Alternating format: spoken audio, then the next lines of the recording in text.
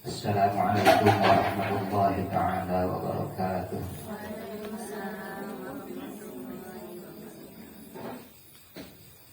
Bismillah walhamdulillah wassalatu wassalamu ala rasulillah Sayyidina Muhammad ibn Abdillah wa ala alihi wa ashabihi wa man nasarahu wa ba'da. Amma ba'du.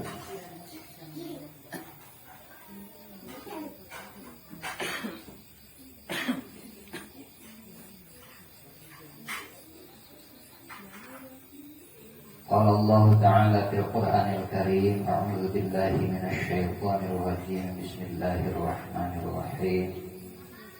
Hurrimat 'alaikumul maitatu wad-damu wa lahmul khinzir wa ma uhilla bihi li ghairillah. Ayat. Rabbi shrah li sadri wa yassir li amri wahlul 'uqdatam min lisani yafqahu qawli. Amma ba'du.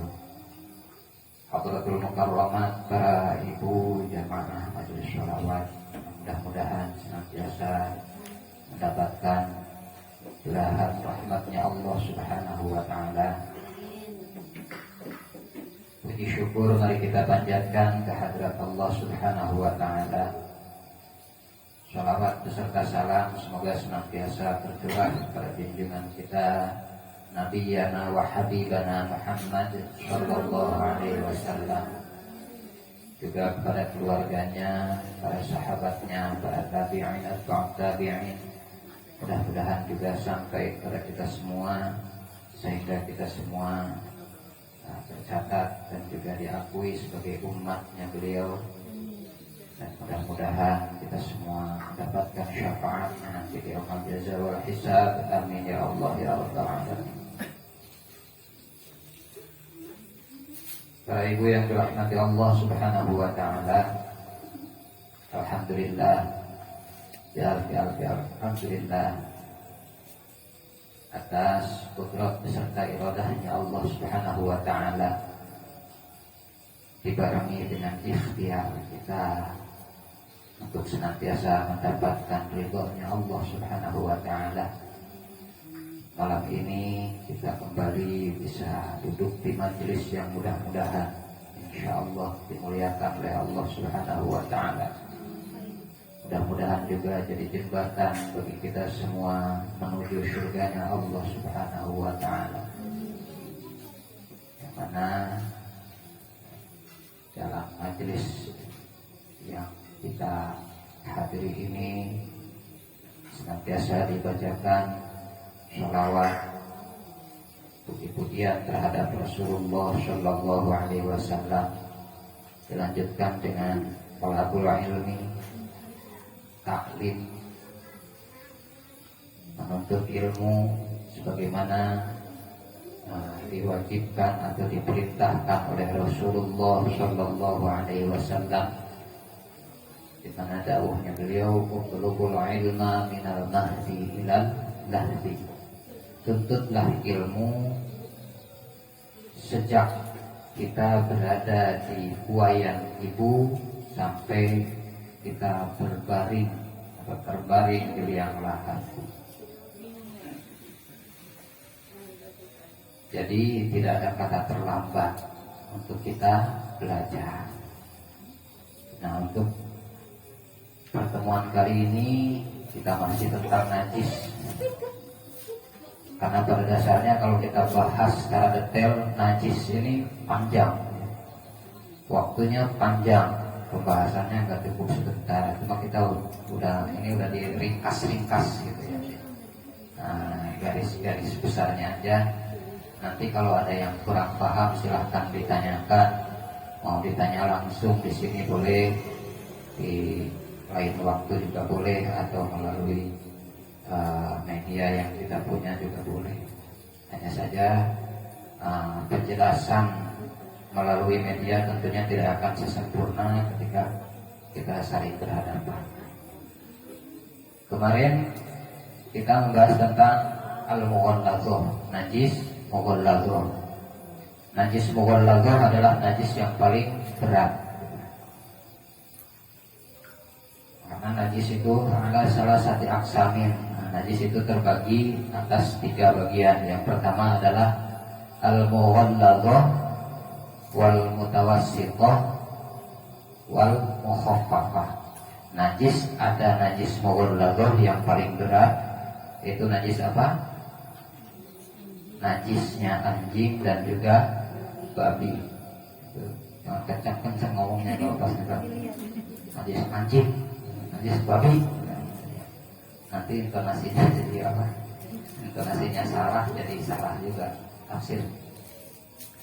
Selain najis anjing dan juga babi adalah najis dari keturunan salah satu dari keduanya. Salah satu dari keduanya ketika bukan dengan disilang dengan manusia. Kalau disilang dengan manusia nanti ada kain seperti yang kemarin dijelaskan. Artinya kita lihat suaranya atau kita lihat rupanya menyerupai manusia atau menyerupai satunya lagi. Nah, tapi ketika disilang dengan sesama binatang, maka anak hasil persilangannya hukumnya mutlak najis mughalladzah. Nah, yang selanjutnya adalah wal mukhaffafah. Yang kedua adalah najis mukhaffafah, najis yang paling ringan. Penanganannya paling ringan karena dia cukup dengan membuang air najisnya, setelah itu dibasah diciprati air atau diguyur air, gak harus ngalir airnya. Yang penting terkena air sampai tertutup seluruh najisnya. Tapi dengan syarat itu airnya harus sudah hilang. Apa yang najis mukhaffafah ini? Najis mukhaffafah itu hanya satu, yaitu baulus syabi.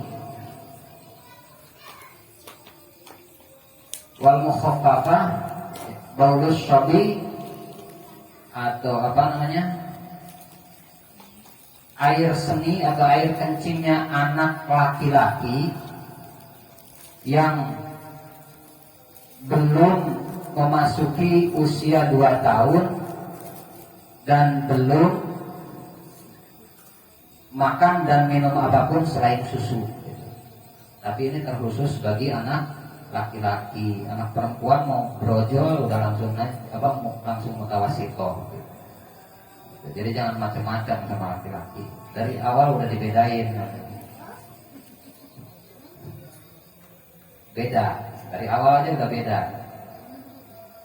Najis anak laki-laki yang belum makan dan minum apapun selain air susu, baik itu susu dari ibunya atau susu dari sapi atau susu dari kambing, yang penting murni, bukan susu yang sudah olahan, sudah dicampur.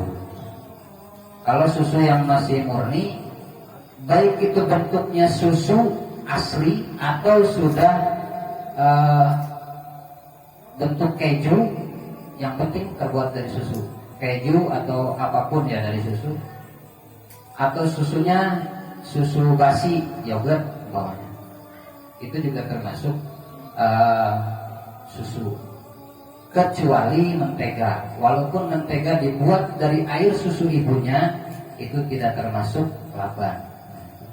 Jadi kalau udah makan mentega, walaupun menteganya diambil dari air susu ibunya, itu tetap mempengaruhi, artinya tetap najisnya jadi mutawassithah.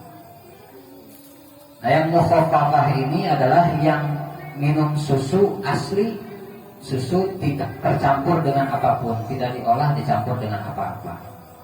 Baik susu masih utuh seperti itu, susu murni baru diperas, atau susu yang memang diambil kejunya aja atau apanya, itu yang penting masih murni. Dan usianya masih kurang dari 2 tahun. Kalau udah lebih dari 2 tahun, maka wajib dibasuh. Dibasuh artinya dengan air yang mengalir. Nah, kalau yang mukhaffafah ini cukup buang, dikeringkan najisnya, dikeringkan dulu. dan najisnya tidak boleh tercampur dengan apa-apa, dengan najis yang lain. Kalau dia tercampur dengan air, dia tercampur dengan air atau dengan hal lainnya, bahkan jika tercampur dengan benda yang suci, itu tetap tidak bisa dihilangkan dengan cara yang paling ringan. Yang paling ringan adalah dibuang najisnya, dilap, dikeringkan. Setelah itu baru dilapnya juga pakai lap yang suci ya Bu, jangan pakai yang lap yang najis. Artinya bercampur najisnya. Nah setelah kering diairin sampai airnya merata ke seluruh najis, menutup najisnya. Gitu. Kalau dilapnya pakai lap yang najis, berarti najis mukhafafahnya tercampur dengan najis yang lain. Nah, tidak disyaratkan dia harus ngalir. Jadi udah disiram air, setelah itu dikeringkan lagi, itu udah cukup. Tapi kalau mau dibasuh itu afdol. Afdolnya tetap dibasuh. Nah, itu yang najis mukhafafah.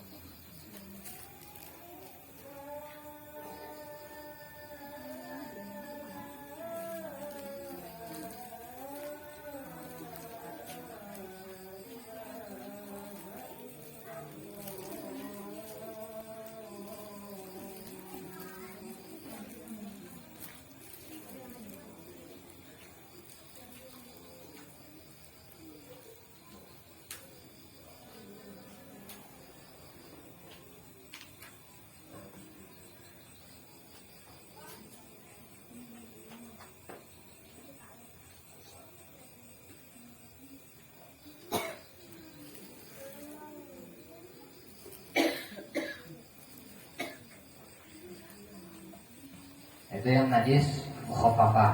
Kita lanjut, najis mutawassithah. Lalu najis mutawassithah itu apa aja? Najis mutawassithah itu terbagi menjadi dua. Yang pertama najis ainiyah namanya. Ainiyah itu apa? Ainiyah itu adalah najis yang ada ainnya, yang ada wujudnya, yang terlihat. Bisa dilihat, bisa dicium aromanya, bisa dirasakan rasanya. Cuma ya demi memastikan bahwanya najisnya dijilat-jilat ya jangan juga gitu. Jadi kira-kira aja. Jangan sampai tahu rasanya najis. Ada bahasa najis yang ini mah rasanya asin, rasanya asem ya, jangan sampai kayak gitu. Nah itu yang ainiyah. Yang kedua adalah najis hukmiyah. Yang kedua najis hukmiyah. Najis hukmiyah ini yang tidak ada ainnya. Jadi ainnya atau wujudnya tidak terlihat, tetapi hukumnya adalah najis. Contohnya apa? Contohnya al-baul tadi air seni atau air kencing yang sudah kering, tidak terlihat, tapi hukumnya tetap najis. Lantai rumah kita udah apa aja, anaknya pipis di situ, kadang-kadang ibunya juga kebelet ya netes-netes dikit, atau bapaknya juga. Nah, udah kering, kita anggap suci. Mau sholat, habis wudhu, kita nginjak lantai yang tadi sudah terkontaminasi najis, kakinya dalam keadaan basah, maka berarti sholatnya membawa najis. Sholat membawa najis itu tidak sah. Berarti siasatnya seperti apa? Harus dialasin kakinya pakai sendal. Oh, nanti basah lantainya, tiap hari juga dibasahin kan? Pagi dibasahin, siang dibasahin lagi, malam dibasahin lagi, dipel. Jadi jangan sampai demi mempertahankan kinclongnya lantai, kita mengorbankan sholat yang seumur-umur kita kerjakan tapi tidak sah gitu. Jadi sholatnya dialasin kakinya dari habis wudhu, kakinya dalam keadaan basah bersentuhan dengan najis, maka berarti terkontaminasi najis. Karena apa? Karena kalau kita membawa najis, jangankan najis yang kita bawa, kita tersentuh najis yang mana najisnya jauh. Pokoknya najisnya ada di sini, di salah satu kitab fikih itu dijelaskan, dicontohkan kayak gini. Seandainya ada benang panjang, di ujungnya ada najis, benangnya umpamanya 5 meter gitu. Di ujungnya sana ada najis, dan ujung yang satunya nempel ke kita pada saat sholat. Itu sah apa enggak sholatnya? Kalau benangnya itu ketika kita gerak, itu gerak semua, berarti enggak sah sholatnya. Karena itu sama aja dengan dibawa. Berarti gimana? Kalau anak kita yang belum dikhitan, anak laki-laki yang belum dikhitan itu membawa najis, atau anak perempuan juga sama, pipisnya nggak dicebokin umpamanya, terus pada saat kita sholat dia menyentuh-nyentuh kita, itu juga nggak sah sholatnya. Makanya para sepuh itu hati-hati. Kayak di kampung-kampung, anak yang belum khitan jangan dibawa ke masjid, karena akan bikin batal sholatnya orang dewasa. Berarti nggak mengajari anak ke masjid? Bukan. Ya kalau mau dibawa ke masjid jadi khitan dulu. Ada yang lebih penting. Kalau umpamanya najis itu terbawa oleh kita, baik itu kan salah satu syarat sahnya sholat adalah bersih dari najis, baik itu di badan, di pakaian, dan juga di tempatnya. Apalagi sholat sambil gendong bayi, ada memang hukumnya. Ada pembahasannya di fikih tentang sholat sambil membawa anak kecil, itu diperbolehkan. Tapi dengan syarat anaknya itu suci. Kalau najis, kalau dia bawa najis, berarti nggak sah sholatnya. Kenapa? Oh iya, kalau pakai pempes, pempesnya beratnya udah 2 kilo. Oh itu nggak sah. Ya walaupun udah dihitan ya, kalau bawa pakai pempes berarti bawa najis. Ya, sama. Dibawa, apalagi dibawa ke masjid, udah jendol, segede apa gitu. Masih dibiarin aja.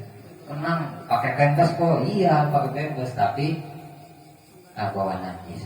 Dan seperti yang pernah kita bahas kemarin di bab haid ya, yang diharamkan bagi orang haid. Jadi yang mengharamkan atau yang membuat hukum asal kenapa perempuan haid itu haram berdiam diri di masjid adalah karena dia membawa najis. Jadi artinya bukan hanya orang haid aja, tapi orang yang memang yang membawa najis itu dilarang masuk masjid, haram kalau nggak ada keperluannya. Sama halnya anak kecil bawa pempes, kalau pempesnya pecah jatuh di situ mengotori masjid. Gitu. Nah, kita lanjutkan. Jadi ada 2, ainiyah dan hukmiyah. Yang hukmiyah lagi apa? Kita beli sayuran di supermarket, beda kan? Kalau di pasar kelihatan ada ya ada tanah-tanahnya dikit. Kalau di supermarket, kelihatannya udah kinclong, udah keren. Tapi kita nggak tahu, ternyata dibasuhnya di sana, umpamanya itu menggunakan air yang mustakmal, itu tidak menghilangkan najis. Atau air yang mutanajis. Air yang mustakmal adalah air yang sudah dipakai, baik itu untuk wudu maupun untuk menghilangkan najis. Kalau dipakai untuk menghilangkan najis berarti itu mutanajis. Kalau yang sudah dipakai untuk berwudu atau untuk mandi wajib, maka itu mustakmal. Gitu. Kalau mutanajis, contohnya ibu bawa kangkung yang ada akarnya itu atau apapun, terus bawa air di baskom dicelup di situ, itu gimana? Sah apa enggak? Jadi suci apa enggak? Airnya jadi mutanajis dan sayurnya tetap najis, tetap mutanajis. Nah, jadi syarat dari menghilangkan najis atau syarat sahnya membasuh najis adalah harus najis mutawasitoh adalah mengalirkan air di benda yang kena mutanajis, yang menjadi mutanajis atau benda yang kena najis tersebut. Itu harus ngalir minimal 1 kali. Dan jika afdolnya 3 kali gitu. Afdolnya dibasuh 3 kali. Tapi cukup 1 kali kalau memang ainnya sudah hilang. Jika seandainya ada najis yang agak keras, agak susah dihilangkan, umpamanya anaknya habis diminumin kunyit gitu umpamanya, terus pas buang air kuningnya nempel gitu, nempel susah dihilangin, itu gimana? Itu makfuan, artinya saking susahnya udah pakai sabun, udah pakai apa susah, satu-satunya jalan dengan cara apa? Dipotong, dia jadi bolong gitu. Jadi bolong pokoknya. Nah itu makfu, artinya nggak apa-apa, yang penting minimal itu sudah dibasuh, dikucak-kucak sebanyak 3 kali. Dan jika diperlukan, kita dianjurkan atau wajib menggunakan sabun atau apapun gitu, yang membantu membersihkan, membuang aromanya, membuang warnanya. Kalau memang itu diperlukan dan memungkinkan, artinya harganya terjangkau, maka kita diwajibkan menggunakan alat bantu seperti contohnya sabun atau apapun. Tapi kalau umpamanya di sini harga sabunnya kemahalan, itu nggak apa-apa, dimakfu. Terus umpamanya di bawah sholat masih ada sisa-sisa warna najis, gimana? Kalau memang itu betul-betul nggak bisa dihilangkan dan kita mau beli alat yang bisa menghilangkan itu terlalu mahal, ya berarti makfu, artinya sholatnya nggak perlu diulang karena namanya makfu. Sama halnya ketika nempel di tangan atau di kaki atau di badan kita. Kalau umpamanya dia bisa hilang hanya dengan dibuang kulitnya, maka itu nggak perlu, nggak usah terlalu dipaksakan. Kita udah gosok, udah baik, tapi ini warnanya hanya hilang ketika dikerok sampai berdarah umpamanya. Itu nggak perlu dilakukan. Jadi sekira-kira aja. Sama halnya dengan ketika kita berwudu, ada benda yang nempel di tangan, kalau masih bisa dikerok. Tapi kalau umpamanya asarnya itu nggak bisa dibuang kecuali dengan membuang kulitnya, contohnya namanya tinta nempel, itu Kalau dikerok terus, nah, airnya jadi berdarah, maka itu cukup sampai semaksimal mungkin kita membuangnya. Itu yang mutawasit. Yang hukmiyah yang tadi itu. Hukmiyah itu tidak terlihat tapi ada najisnya. Itu hukmiyah. Jadi secara hukum najis tapi tidak ada ainnya. Itu banyak di rumah-rumah kita. Di rumah-rumah kita itu banyak lantainya, dindingnya, atau apapun gitu di rumah, kemungkinan adalah najis hukmiyah. Makanya sholat di rumah menggunakan sajadah. Sajadahnya disimpan di tempat yang aman dari jangkauan najis. Jadi jangan sampai terkontaminasi najis. Karena kalau umpamanya sajadahnya itu terkena najis, berarti sholatnya nggak sah. Jadi mulai sekarang kalau habis wudhu berarti dialasin kakinya demi keabsahan sholat. Jangan sampai kita sia-sia sekian puluh tahun kita sholat tapi tidak sah hanya karena belain lantainya nggak mau basah, kan bisa dilap lagi. Atau lebih amannya lagi, sholatnya jangan jauh-jauh dari tempat wudhu, disiapin tempat sholat. Terus rumah saya ukurannya segitu, gimana gitu. Ya berarti jadi tempat sholat semua gitu. Beli lagi rumahnya buat tinggal.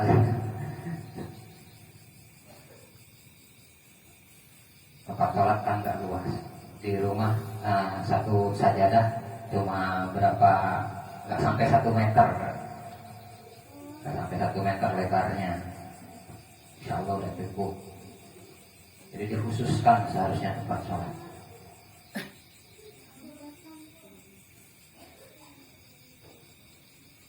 Nah, najis itu sendiri apa aja yang mutawasitoh?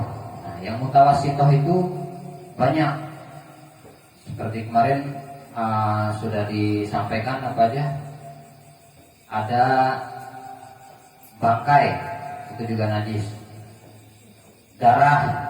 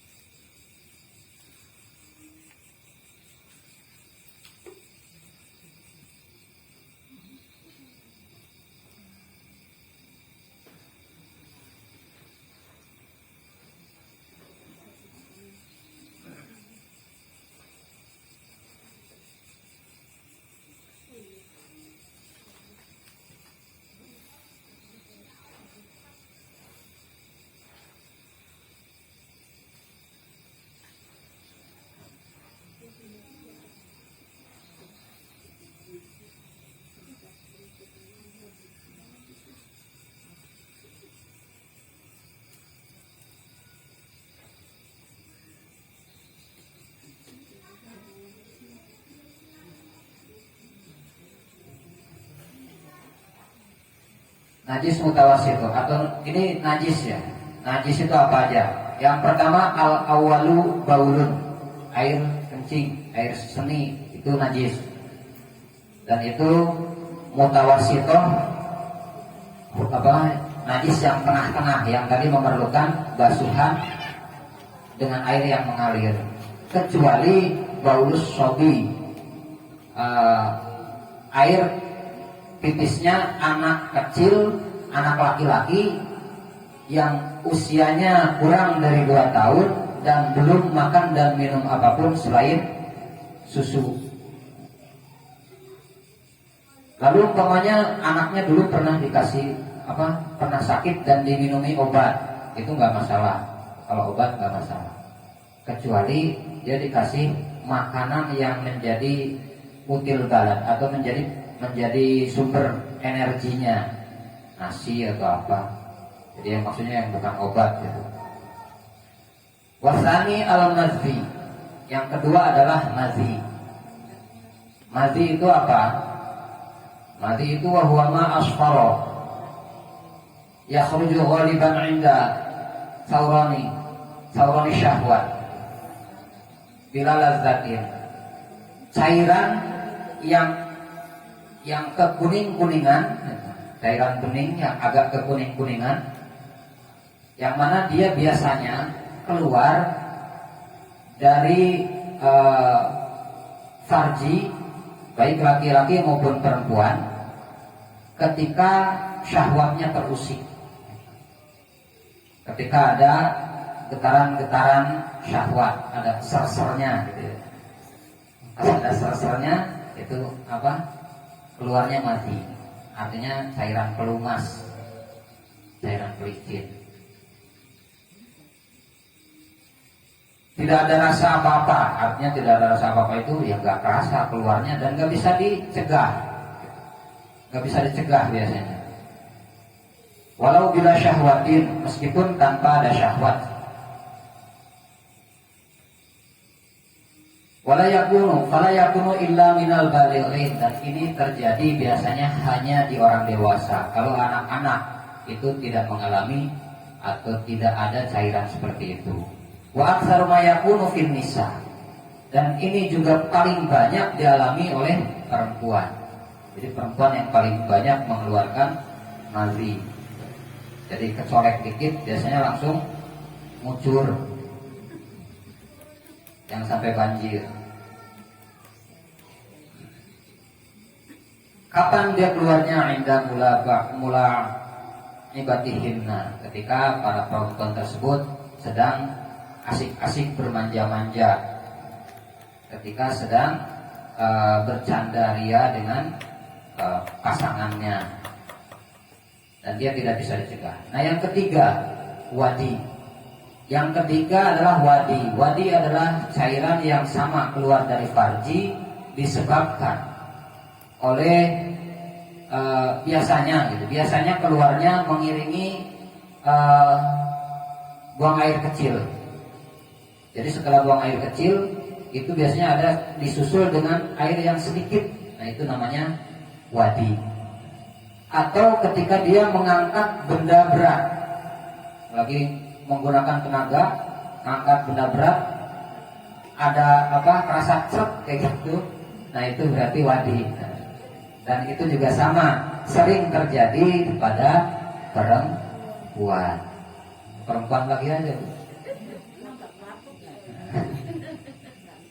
Ya, biasanya kan gitu. Bahkan ketawanya terlalu seneng, bahagia, ya juga keluar juga.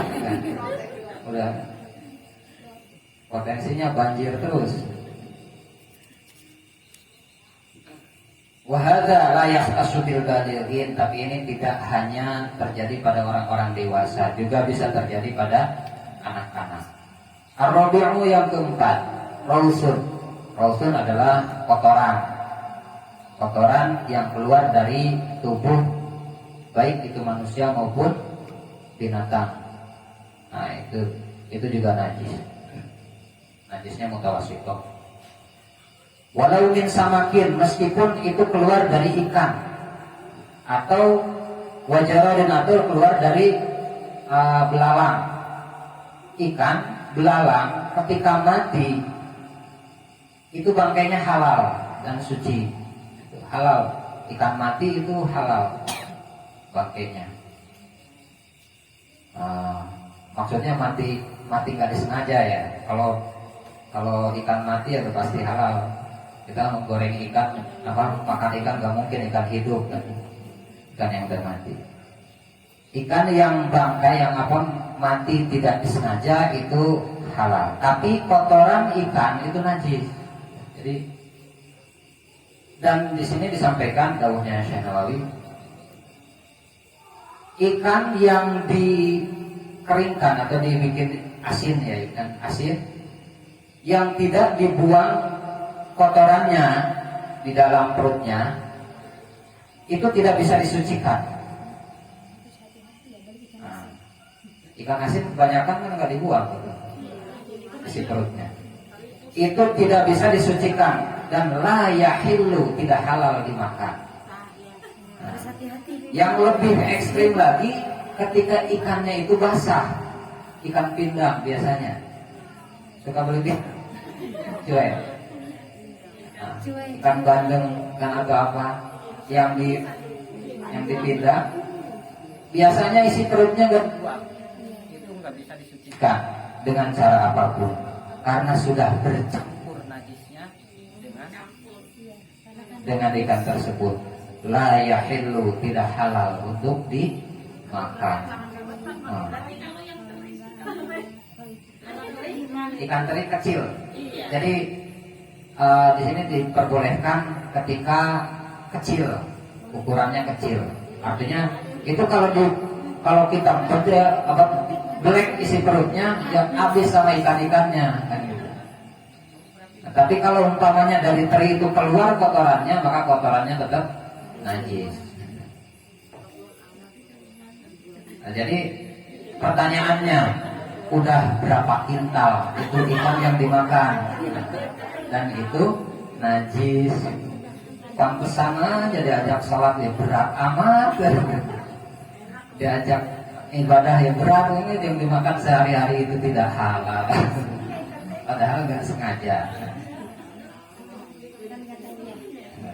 Insya Allah kalau yang nggak tahu dimaku. Cuma jangan begini, walah saya mah sekarang walaupun udah tahu, udah terlanjur berkintal-kintal dimakan, udah lanjutkan ya, jangan kayak gitu. Nah, kalau udah tahu ganti berarti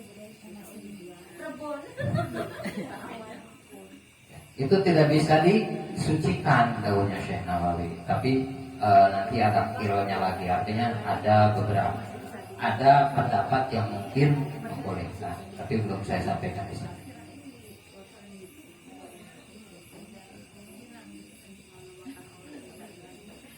Tadi sampai ke berapa ya? Oh, yang keempat. Yang kelima, yang termasuk najis adalah kalbun, anjing. Anjing secara keseluruhan tubuhnya itu najis. Beda dengan binatang yang lain. Kalau binatang yang lain itu mutan najis.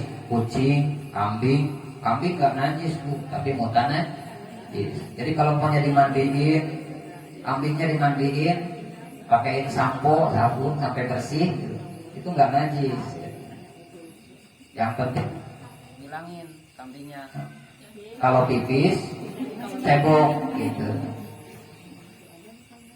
Kalau pipis cebok, jadi biar nggak najis. Kalbun secara keseluruhannya, baik itu kulitnya, bulunya, dan semuanya itu najis.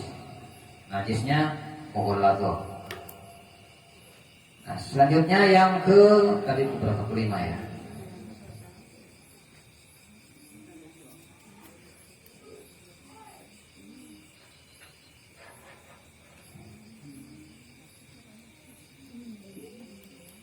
Yang keenam, as-sadisu khinzir.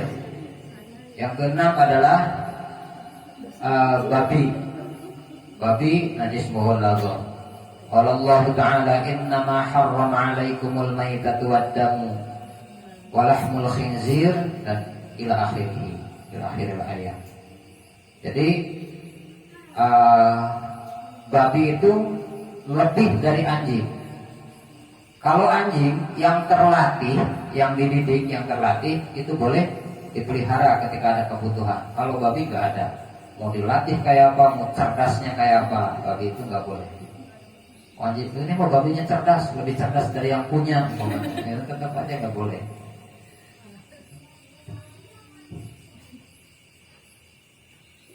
As-sabi'u, yang ketujuh, far'u kulli minhuma, anak dari salah satu dari keduanya.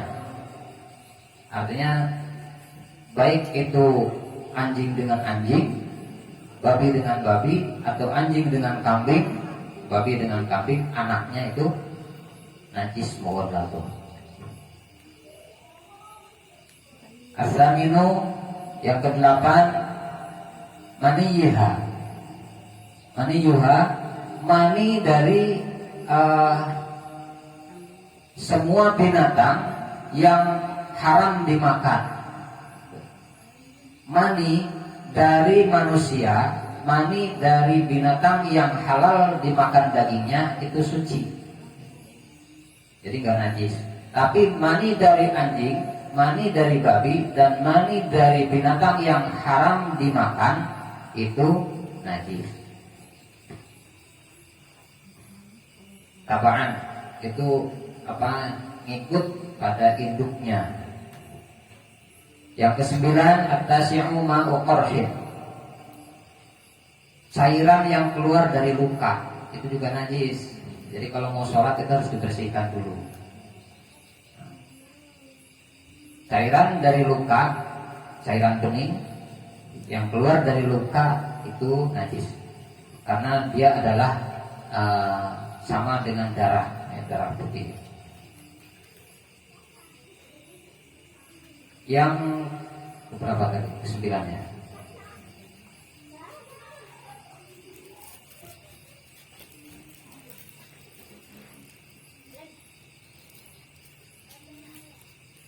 Al-Anshiru yang ke-10, syadidun, nanah. Nanah juga najis. Yang ke-11, al-qayhu, muntah. Yang keluar apa muntah, baik itu muntahnya manusia atau muntahnya siapapun, itu najis. Ya.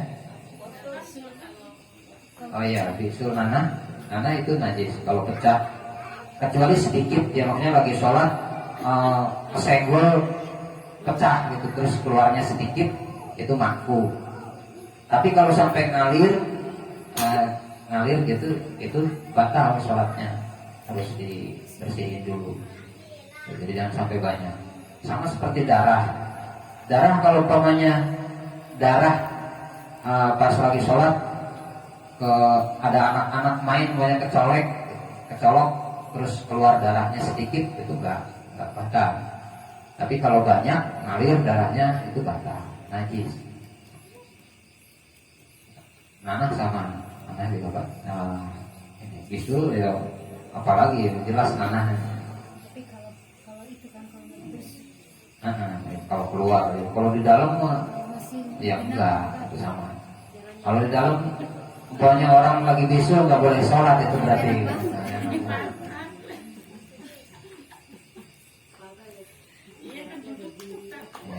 Makanya kalau bisul jangan dipantat, susah hidupnya.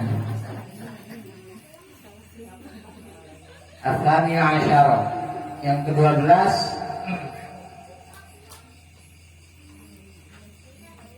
adalah cairan empedu. Cairan empedu itu najis.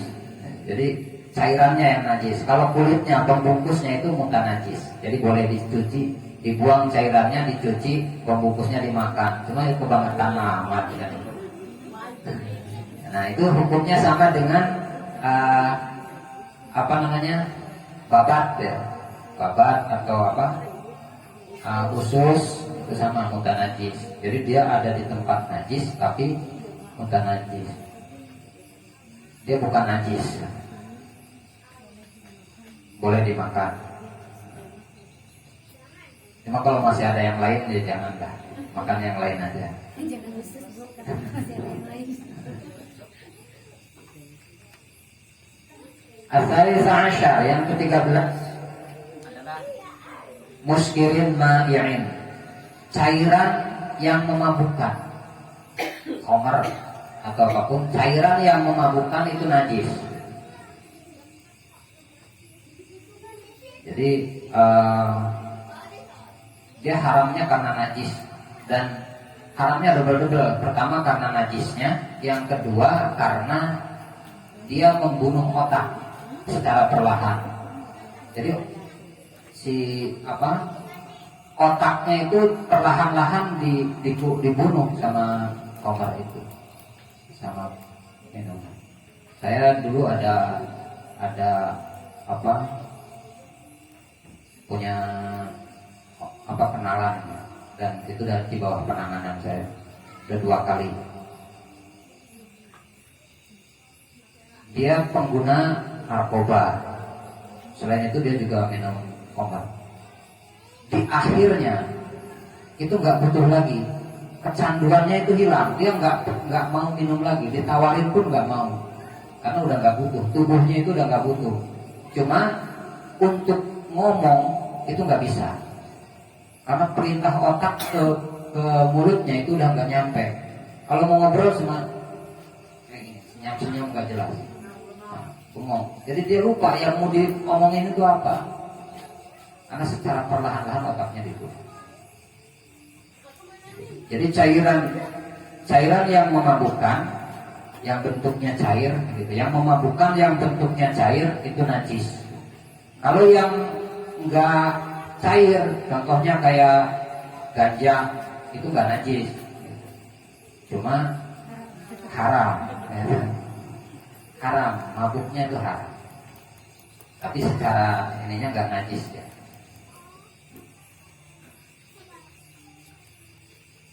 Tadi yang ke-13. Yang ke-14, Ar-Rabi'a Asyar. Ar-Rabi'a Asyar, oh ya, benda-benda yang memabukkan tadi, cairan-cairan yang memabukkan atau yang tidak, yang bukan cair sekalipun, yang namanya khamar, yang memabukkan. Kalau umpamanya banyaknya itu memabukkan, sedikit nggak mabuk, saya mah nggak mabuk, minumnya cuma sedikit. Sesuatu yang banyaknya memabukkan, maka sedikitnya pun haram. Kalau umpamanya ibu ada di situasi sakit parah, dia hanya bisa sembuh, pilihannya dua, daging babi atau minum khamr. Yang diperbolehkan yang mana? Daging babi. Artinya khamr bahkan jika dia tidak ada obat satupun, kecuali khamr tersebut, ini kalau nggak minum khamr mati, maka itu harus lebih memilih mati daripada minum khamr. Tapi kalau daging babi atau daging anjing, seandainya ini kalau nggak makan daging anjing, sakitnya nggak sembuh-sembuh, maka diperbolehkan sebagai obat. Tapi kalau khamr tidak diperbolehkan, walaupun pilihannya adalah minum atau mati, pilihannya adalah mati. Tidak membatalkan keharaman. Nah yang ke-14, ma yakhruju min ma'dadin, sesuatu yang keluar dari lambung. Yang keluar dari lambung, apapun itu bentuknya, itu najis. Semuanya najis yang keluar dari lambung. Tapi ada pengecualian. Walau bila taghayyurin, meskipun tidak berubah. Naam, in kana al-kharij habban muttashilan. Terus gimana kalau yang keluar itu mutashallidan? Gimana yang keluar jika yang keluar itu biji? Pertanyaannya kan gitu. Sekarang kan bapaknya itu minum kopi tua. Nah, ya telur. Kalau telur lain. Telur ada biji kan. Kopi luwak. Udah mahal, enak, masa diharamkan?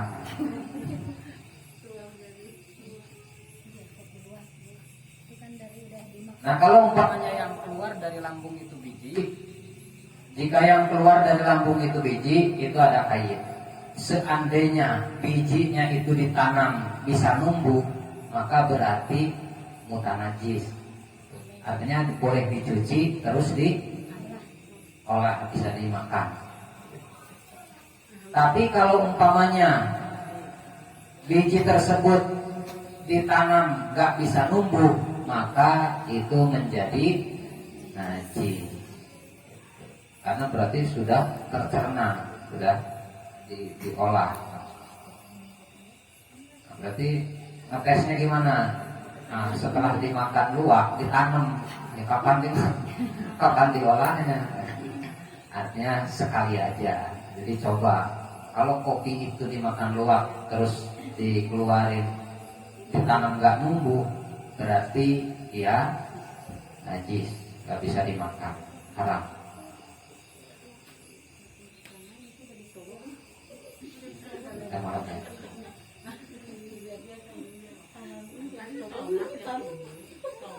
Nah telur, kalau telur lain, kalau telur beda. Kalau telur dia kan ada kulitnya, artinya dia sama halnya menempati tempat empedu tadi, usus, empedu dan juga isi perut ya, jeroan. Jeroan itu dia ada di tempat najis tapi nggak najis, sama seperti telur. Karena memang keluarnya juga beda, jalannya beda, bukan yang itu. Sama ada kalau manusia ada rahminya, ada rahimnya. Al-Khamisah Asyar yang ke-15. Walaban ma layu kalu ghairul adami. Kalabannya ada susu dari binatang yang tidak dimakan manusia. Susu dari binatang yang tidak dimakan manusia itu najis. Tapi seandainya ada manusia disusui oleh binatang yang tidak dimakan, terus manusianya jadi najis apa enggak? Ya enggak. Atau ada kambing disusui sama anjing umpamanya, apa dagingnya jadi najis? Enggak jadi najis. Cuma mulutnya si kambing tersebut itu harus dibasuh 7 kali. Ya, dibasuh 7 kali pakai tanah. Repot, mendingan disusuin sama anjing lagi, sama kambing lagi. Susu yang keluar dari makhluk yang tidak boleh dimakan itu najis. As-sadis asyar yang ke-16, maitatun ghairu adamiyyin, bangke atau mayit selain anak Adam itu najis. Jadi bangkai apapun selain bangkai manusia, bangkai ikan dan bangkai belalang itu najis semuanya. Nah, dia bisa disucikan, kulitnya bisa disucikan dengan cara disamak. Jadi disamak. Kalau pokoknya ada kambing mati tanpa disembelih, mati gitu-gitu aja, itu kan najis. Kulitnya bisa diambil terus disamak. Itu yang ke-15. Itu aja dulu yang bisa disampaikan. Sebetulnya masih ada, tapi malaman nanti. Darah gitu, ini nanggung sebenarnya. Darah baik itu darah binatang maupun darah manusia itu juga najis sama. Tapi kalau umpamanya secara ininya bangkai manusia ketika manusia meninggal itu harus dimuliakan. Jadi tidak boleh ada hal yang tertinggal ketika dikuburkan dari jasadnya. Yang nggak boleh tertinggal itu dari jasadnya, bukan yang di luar jasad. Artinya gini, umpamanya beli kain kafan, satu paketnya itu ternyata gede atau banyak dan sisanya bahkan ada yang 1 meter 2 meter umpamanya. Nah, itu nggak perlu dibawa ke kubur. Hukumnya makruh tahrim, makruh yang mendekati haram. Karena apa? Dia ulama menyia-nyiakan harta. Afdolnya kalau jenazah meninggal itu dikafani dengan kain yang dipakai sehari-hari. Itu afdolnya. Mukenanya, makanya beli mukenanya yang banyak, Bu. Terus yang polos putih, jangan yang warna-warni, karena nggak bisa nanti buat kain kafan. Apalagi kalau mukenanya bergambar Hello Kitty, apalagi bergambar artis, nggak boleh. Jadi yang nanti buat kafan itu yang putih polos. Nah, afdolnya itu yang dipakai sehari-hari. Kalau umpamanya nggak ada yang dipakai sehari-hari boleh menggunakan yang baru. Jadi yang baru itu bukan bagus tapi boleh. Kalau nggak punya yang digunakan sehari-hari boleh menggunakan yang baru dan tidak boleh berlebihan. Dia ulama namanya, menyia-nyiakan harta. Kain kapan bagi laki-laki afdolnya 3 lapis, bagi perempuan 2 lapis membungkusnya ditambah dengan kerudung, baju kurung dan izar, itu sudah cukup 5 lapis. Lebih dari itu makruh, bahkan bisa jadi haram. Kalau punya ada sisa-sisa tidak boleh dibawa ke kubur, namanya diakul mal. Jangan-jangan nanti malah jadi siksa bagi jenazah. Alhamdulillah, subhanallahnya.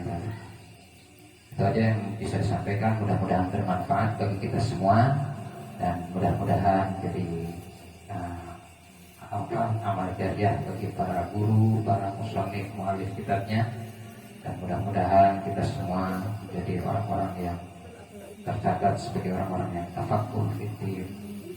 Wallahu a'lam bishawab wal murad. Wallahu muwaffiq ila aqwamit thoriq. Wassalamualaikum warahmatullahi wabarakatuh.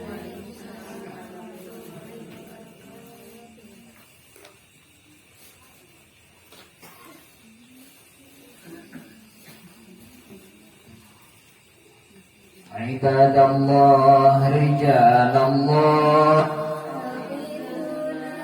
bi ajlillah wa kunu aunana lillah asana ahdha bi fadlillah. Ibadallah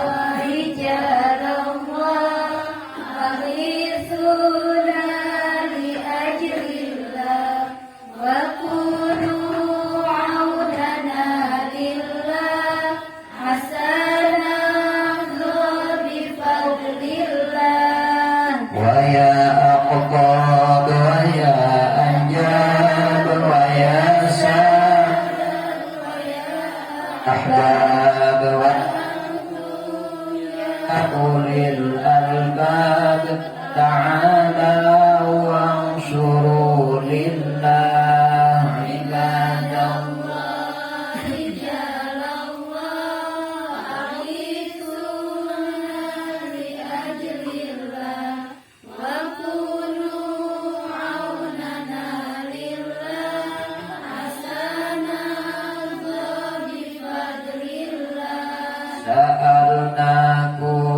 sa'alnakum walizulfa rajawnakum wa fi amrin qasadnakum fashuddu azmakum lillah. Ibadallah rijalallah aghisuna li ajlillah wa kunu aunana lillah asana bi fadlillah. Faya Rabbi bisadati tuhaqqiq li isyarati asadati bisyarati wa yashku waqtuna lillah. Ibadallah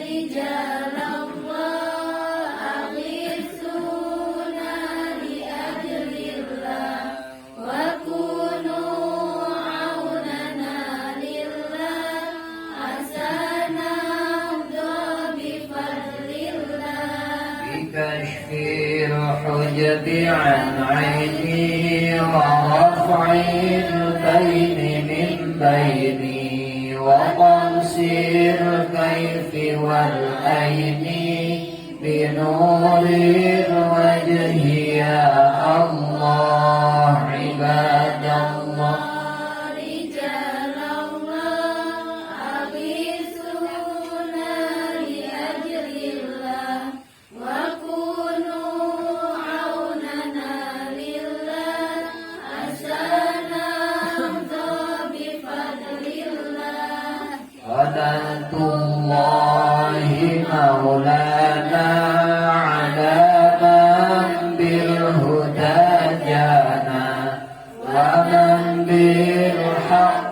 أولانا شفيع الخلق عند الله عباد الله رجال الله أغيثونا لأجل الله وكونوا عوننا لله حسنا بفضل الله لا إله إلا الله لا إله إلا الله لا إله إلا الله يحيي القلب ذكر الله لا إله إلا الله لا إله إلا الله لا إله إلا الله محمد